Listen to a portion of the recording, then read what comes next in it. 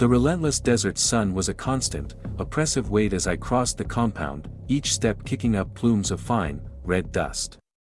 Our research facility, if you could call it that, was little more than a collection of hastily assembled prefabricated buildings and repurposed shipping containers, forming a rough circle around a barren central courtyard.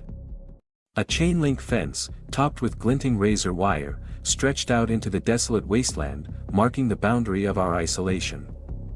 I'd been here for 3 months, part of a small, classified team tasked with advanced weapons research, something about manipulating quantum fields to create localized disruptions in spacetime. Dar. Eliza Corey, our sharp and driven team leader, had been tight-lipped about the specifics, even to us. As I stepped into the main lab, a welcome wave of cool, air-conditioned air washed over me. James, our physicist, was hunched over a bank of monitors, his brow furrowed in concentration. "Any progress?" I asked, leaning in to peer at the bewildering streams of data scrolling across his screens. He grunted, not looking up. "Maybe. There's something off about these readings.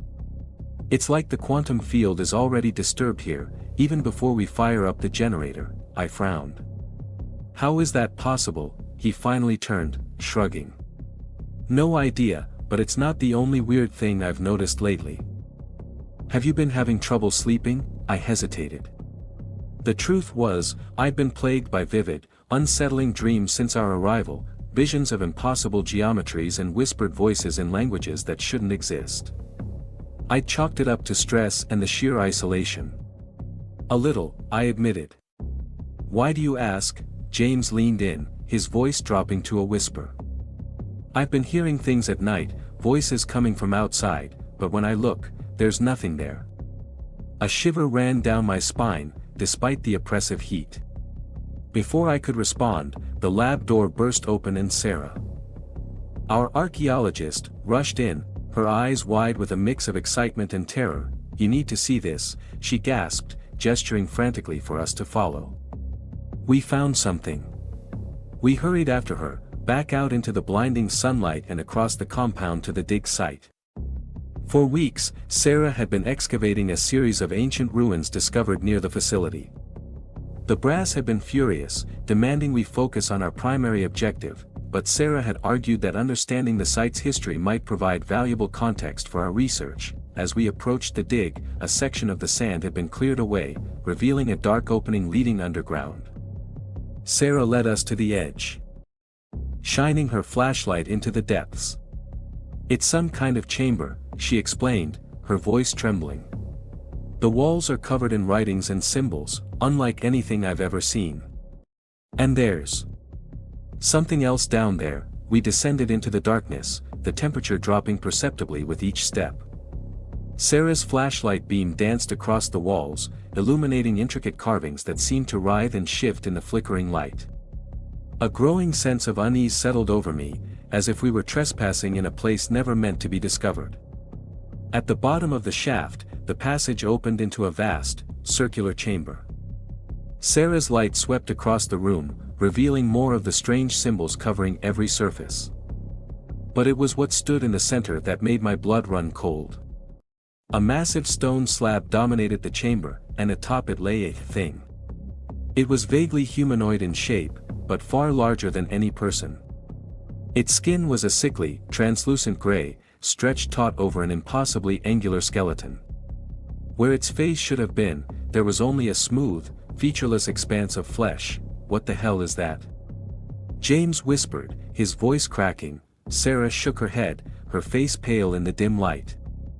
"I don't know. But look at this." She directed her flashlight to the base of the slab, where a series of symbols were carved into the stone. Sarah traced them with her finger, her brow furrowed in concentration. "I can't read most of this," she said, "but this part here. It's a name, I think. Xerxes." As soon as she spoke the word, a low vibration filled the chamber. The air grew thick and heavy, pressing down on us like a physical weight. And then, impossibly, the thing on the slab began to move. We scrambled backward, watching in horror as the creature slowly sat up, its movements jerky and unnatural. Its head swiveled towards us, and though it had no eyes, I felt the weight of its gaze boring into my soul.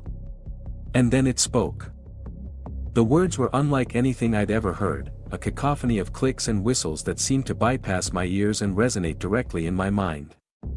Images flashed before my eyes, vast cities of impossible architecture, beings of pure energy, the birth and death of entire universes. I don't know how long we stood there, transfixed by the alien presence. It might have been minutes or hours, but suddenly the spell was broken by the sound of gunfire from above. We ran for the exit, our minds reeling from what we'd witnessed. As we emerged into the sunlight, we found the compound in chaos. Soldiers were running in all directions, their weapons drawn. In the distance, I could see strange, shimmering distortions in the air, like heat haze given form. Major Reeves sprinted towards us, his face a mask of barely controlled panic. "What the hell did you do down there?" he shouted. "The whole area's going crazy. We're picking up energy readings off the charts, and things are coming through." Before we could respond, one of the distortions coalesced into a solid form. It was like nothing I'd ever seen, a writhing mass of tentacles and eyes defying all laws of physics and biology. A soldier opened fire, but the bullets passed harmlessly through the creature. With lightning speed, it lashed out, wrapping a tentacle around the man and dragging him screaming into the anomaly. "Fall back," Reeves ordered, herding us towards the main building. "We need to contain this." The next few hours were a blur of terror and confusion. More anomalies appeared throughout the compound, disgorging nightmarish entities that our weapons seemed powerless against. We barricaded ourselves in the main lab, watching helplessly as our world descended into chaos. Dr. Corey worked frantically at her computer, trying to make sense of the readings pouring in from our sensors. "It's as if the barrier between dimensions is breaking down," she muttered. "Whatever you found down there, it's acting as a catalyst, amplifying the quantum disturbances we've been studying." James paced back and forth, running his hands through his hair. "This is insane. We're dealing with forces beyond our comprehension. We need to shut it down, seal off the chamber somehow." But even as he spoke, I knew it was too late. The whispers I'd heard in my dreams were growing louder, more insistent. I could feel the presence of Xerxes pressing against the edges of my consciousness, seeking entry. Days passed in a nightmarish haze. The anomalies continued to spread, consuming more of the surrounding desert. We lost contact with the outside world, our communications equipment rendered useless by the quantum interference. Food and water began to run low, and the constant stress took its toll on our sanity. Sarah spent hours poring over her notes, trying to decipher the symbols we'd seen in the underground chamber. "I think I understand now," she said one evening, her voice hollow with dread. "Xerxes isn't just a name, it's a title. The opener of ways. A being from beyond our reality, imprisoned here eons ago by some long-forgotten civilization, and we let it out," I finished, the weight of our actions crushing down on me, as our situation grew more desperate. Tensions within the group began to fray. Major Reeves argued for a last-ditch attempt to reach the perimeter and escape into the desert. Dr. Corey insisted that our only hope was to continue studying the phenomenon, to find some way to reverse the process. But it was James who finally snapped. I found him one morning in the lab, standing before a hastily constructed device cobbled together from our equipment. "I can fix this," he said, his eyes wild and unfocused. "I can open a passage to somewhere else, somewhere safe." Before I could stop him, he activated the machine. The air in the lab rippled and tore, revealing a swirling vortex of impossible colors. James let out a triumphant laugh and stepped towards the portal. "No!" I shouted, lunging for him. But I was too late. James vanished into the vortex, which collapsed behind him with a thunderous boom. In the aftermath of James' disappearance, a strange calm settled over the compound. The anomalies seemed to stabilize, no longer spreading but not receding either. We found ourselves in a pocket of relative normality, surrounded by a sea of cosmic horrors. It was during this lull that I began to hear Xerxes more clearly. Its alien thoughts seeped into my mind, showing me glimpses of realities beyond imagining. I learned that our universe was but one of infinite layers, separated by barriers that were never meant to be breached. Xerxes and its kind were the guardians of these cosmic boundaries, tasked with maintaining the delicate balance between worlds. But Xerxes had grown curious about the realm it protected, and in its arrogance, it had allowed itself to be trapped by the ancient inhabitants of Earth. Our experiments had weakened its prison just enough for it to reach out and touch our minds, guiding us to its resting place. Now, freed from its long imprisonment, Xerxes sought to return to its duties. But the damage had been done, the barriers between worlds had been weakened. And things that should never have existed in our reality were slipping through the cracks. As the days wore on, I found myself spending more and more time in the underground chamber, drawn by an irresistible pull. The others thought I was losing my mind, but I knew I was on the verge of understanding something vast and terrible. It was there, in the presence of the slumbering Xerxes, that I finally grasped the full scope of our situation. We hadn't just unleashed a single entity, we had set in motion a chain reaction that threatened the very fabric of reality. But with this understanding came a glimmer of hope. Xerxes, in its alien way, was trying to repair the damage it had caused. The anomalies weren't just random tears in spacetime, they were attempts to reweave the cosmic tapestry, to seal the breaches between worlds. Armed with this knowledge, I returned to the others and shared what I had learned. Dr. Corey was skeptical at first, but as we compared my visions with the data from our instruments, a plan began to take shape. We couldn't undo what had been done, but we could help Xerxes complete its work. Using our quantum field generator, we could amplify its efforts, providing the energy it needed to restore the barriers between dimensions. The process was agonizing. As we activated the generator, waves of mind-bending energy washed over us. Reality itself seemed to flex and distort. And I felt my sanity slipping away in the face of cosmic truths no human was meant to comprehend. But slowly, painfully, it worked. The anomalies began to shrink, the nightmarish entities retreating to their own realms. In the underground chamber, Xerxes' form grew more insubstantial, fading like mist in the morning sun. Just before it vanished completely, Xerxes turned its featureless face towards me one last time. A final burst of alien thought flooded my mind, a warning, a promise, and a burden. Though the immediate crisis had been averted, the barriers between worlds would never be as strong as they once were. And now, with the knowledge Xerxes had imparted, it fell to us to stand guard against future incursions. As the last traces of Xerxes faded away, the oppressive atmosphere that had hung over the compound for so long lifted. We emerged from the lab, blinking in the harsh desert sunlight, to find the world seemingly returned to normal. But I knew the truth. The horrors we had witnessed, the cosmic secrets we had glimpsed, they had left an indelible mark on our souls. We were changed, burdened with a terrible responsibility. In the days that followed, we made contact with the outside world and began the long process of explaining what had happened. Most of our story was buried under layers of classification and denial. To the rest of the world, it was just another failed Black Ops project, best forgotten. But for those of us who lived through it, who stood at the threshold between worlds and gazed into the abyss of infinity, there would never be any going back to normal. We carry the whispers of Xerxes with us always, a constant reminder of the fragile nature of reality and the price of human hubris. And in my darkest moments, when the weight of what we've done threatens to crush me, I find myself listening for those alien whispers once more. For I know that one day, the barriers will weaken again. And when that day comes, we must be ready to face the horrors that lurk beyond the veil of our fragile reality. For Xerxes may be gone, but the cracks remain. And through those cracks, unimaginable terrors wait to slip into our world once more. Months passed since that fateful day in the desert, but the memories remained as vivid as ever. Our small team had been reassigned, scattered across various top-secret facilities around the globe. We were kept under constant surveillance, our communications monitored, our movements restricted.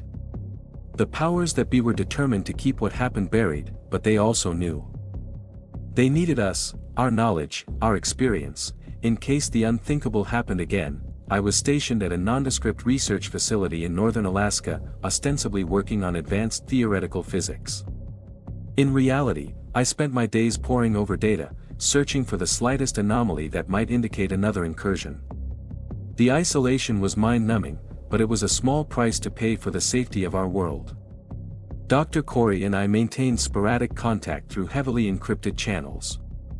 She was in Geneva now, quietly influencing global science policy to steer research away from the dangerous areas we'd stumbled into. Sarah had disappeared entirely. Rumor had it she'd gone deep undercover, searching for other sites like the one we'd found, determined to prevent anyone else from making our mistakes, but it was the fate of James that haunted me the most. His reckless leap into that swirling vortex played on repeat in my nightmares. Was he dead? Trapped in some alien dimension? Or worse, has he become something other than human, changed by exposure to realities our minds were never meant to comprehend? I got my answer 3 nights ago. I was working late in the lab, analyzing a particularly puzzling set of readings from our quantum sensors, when the air in front of me began to ripple and distort. My heart leaped into my throat as I recognized the telltale signs of a forming anomaly. I reached for the alarm, ready to initiate our containment protocols, when a figure stepped through the shimmering tear in reality. It was James, or what was left of him. His body was gaunt, almost skeletal, his skin pale and translucent. But it was his eyes that truly betrayed how much he had changed. They swirled with impossible colors, windows to vistas of madness that no human should ever witness. "Hello, old friend," he said, his voice a discordant mixture of familiar tones and alien harmonics. "I've come to warn you." I stood frozen, caught between relief at seeing him alive and terror at what he had become. "James," I whispered, "what happened to you?" He smiled, a rictus grin that stretched too wide across his face. "I've seen wonders and horrors beyond imagining. I've walked between worlds, surfed the cosmic winds, and danced on the edge of oblivion. But that's not important now. Listen carefully. They're coming." "Who's coming?" I asked, dreading the answer. "The ones who imprisoned Xerxes," James replied, his eyes darting nervously around the room. "They've sensed the weakening of the barriers, and they're not happy. They're coming to check on their handiwork, to ensure that the cosmic order remains intact. And if they find our world wanting..." He trailed off, shuddering. I felt the blood drain from my face. "What can we do?" James reached out and gripped my arm, his touch sending jolts of otherworldly energy through my body. "Prepare. Gather the others. The knowledge Xerxes imparted to you is the key. You must use it to strengthen the barriers, to hide our world from their searching gaze." Before I could ask anything more, the air behind James began to ripple again. He glanced over his shoulder, fear etched across his transformed features. "I've stayed too long," he hissed. "They'll track me here. Remember what I said. Prepare. Hide. Survive. The fate of our entire reality depends on it." With that, he stepped back into the swirling vortex, which collapsed behind him with a sound like reality itself tearing apart. I stood there for a long moment, my mind reeling from what I just witnessed. Then, with shaking hands, I reached for my secure communication device. It was time to get the team back together. We had work to do, and the clock was ticking. As I waited for the encrypted line to connect, I gazed out the window at the stark Alaskan landscape. The aurora borealis danced across the night sky, its eerie beauty taking on a sinister aspect in light of what I now knew. How long did we have before these cosmic judges arrived? What would they do if they found our world corrupted by the knowledge and power we'd unwittingly unleashed? One thing was certain, we couldn't face this threat alone. We needed allies, resources, and above all, time. The whispers of Xerxes echoed in my mind, reminding me of the terrible responsibility we bore. We had cracked open the door to realms beyond human comprehension, and now we had to deal with the consequences. As Dr. Corey's voice crackled over the secure line, I took a deep breath. "Eliza," I said, "it's happening again, and this time, the stakes are even higher." The aurora flared brightly, its colors shifting to hues that shouldn't exist in nature. For a moment I thought I saw vast, shadowy shapes moving within the lights, peering down at our fragile world with ancient, alien curiosity. Our vigil had only just begun, and the true test of humanity's place in the cosmic order was yet to come. With Xerxes gone and James transformed, it fell to us, the last guardians of a secret that could unmake reality itself, to stand against the coming storm. As I filled Dr. Corey in on James' warning, I couldn't shake the feeling that this was only the beginning. Whatever horrors we had faced in that desert compound, whatever mind-bending revelations Xerxes had imparted to us, they were merely the prelude to a cosmic drama in which our entire world was but a small stage. The war for reality itself was about to begin, and we were the only ones who even knew it was coming. The next few months were a whirlwind of frantic activity. Dr. Corey and I worked tirelessly to reassemble our team, calling in favors and leveraging every connection we had. Sarah emerged from the shadows, bringing with her a wealth of knowledge gleaned from ancient sites around the world. Even Major Reeves, who had initially wanted nothing more to do with our cosmic nonsense, answered the call. We established a secret base of operations in an abandoned military bunker deep in the Rockies. Here, surrounded by cutting-edge technology and arcane artifacts, we raced against time to prepare for the coming inspection. Our plan was audacious, perhaps even foolhardy. Using the quantum field manipulation techniques we'd originally developed for weapons research, combined with the esoteric knowledge imparted by Xerxes and discovered by Sarah, we aimed to create a sort of cosmic camouflage for our entire planet. The work was grueling and dangerous. More than once, our experiments nearly tore open new rifts in reality. Sarah suffered crippling migraines as she attempted to decipher and apply the ancient wisdom she'd uncovered. Dr. Corey pushed herself to the brink of exhaustion, her brilliant mind our best hope for synthesizing the disparate streams of science and mysticism.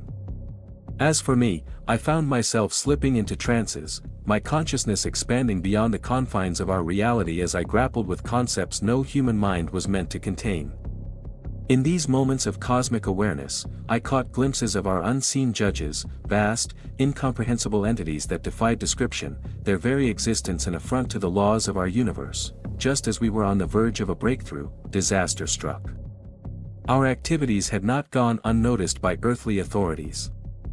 A joint task force of military and intelligence operatives surrounded our base, demanding our immediate surrender. It was in this moment of crisis that James reappeared. He materialized in the center of our lab, his form even more altered than before. "They're here," he intoned, his voice resonating with otherworldly harmonics. "The inspection has begun."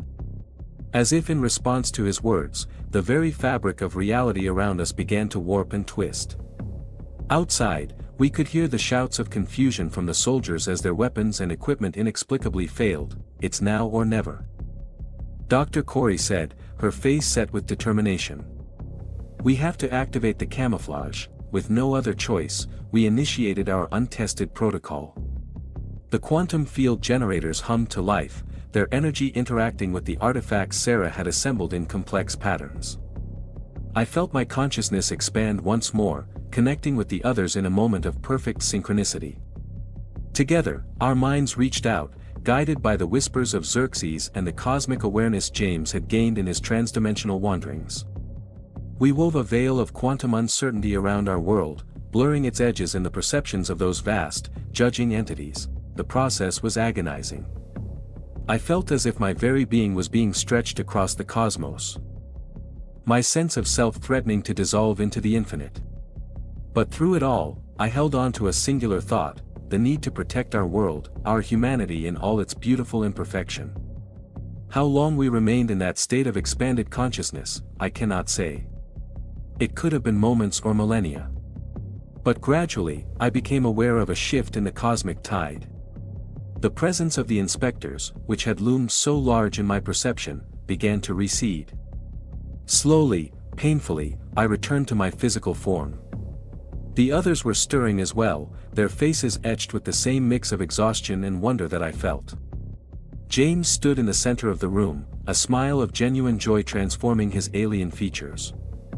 "It worked," he said, his voice sounding more human than it had in months. They've passed us by.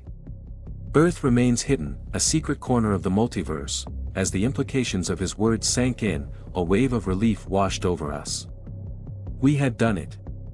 Against all odds, we had shielded our world from cosmic judgment. In the days that followed, we worked to stabilize the quantum camouflage, anchoring it to key points around the globe. The authorities who had sought to shut us down now turned to us for answers. Forced to acknowledge the reality of what we had been fighting. With the immediate threat averted, we turned our attention to healing the damage done to the barriers between worlds. It would be the work of a lifetime, but for the first time since that fateful day in the desert, I felt hope for the future. James, no longer pulled between realities, began the slow process of reintegrating into human society. His unique perspective and abilities would prove invaluable in our ongoing efforts to protect and repair the cosmic order. Sarah threw herself into establishing a new organization dedicated to seeking out and securing ancient knowledge, ensuring that the mistakes of the past would not be repeated. Dr. Corey, her brilliance finally recognized, took on a pivotal role in reshaping global scientific policy, steering humanity towards a deeper understanding of our place in the universe, without risking another catastrophe. As for me, I found a new purpose. The whispers of Xerxes, once a burden, became a guide. I took on the role of intermediary between our world and the wider cosmos, using my expanded awareness to navigate the treacherous waters of interdimensional diplomacy. Years have passed since that day when we hid our world from cosmic judgment. The work continues, and there are still moments of danger and uncertainty, but we face them together, armed with knowledge, experience, and a deep appreciation for the preciousness of our reality. Sometimes, in quiet moments, I gaze up at the stars and reflect on our journey. We ventured into the darkness between worlds and emerged not only alive but wiser. We faced cosmic horrors and used that knowledge to become guardians of our own small corner of infinity. The whispers of Xerxes remain, a constant reminder of the vastness that lies beyond. But now, instead of terror, they fill me with a sense of wonder and purpose. We are no longer helpless in the face of cosmic forces. We are active participants in the grand dance of realities, humble but essential custodians of our world. And in that role, in the bonds forged through unimaginable trials, in the quiet moments of beauty that remind us what we fought to preserve, we have found something precious. Hope. Hope for our future, hope for our world, and hope for our place in the grand tapestry of existence. The universe may be vast and full of wonders and terrors beyond imagining, but this is our home, and we will protect it, come what may.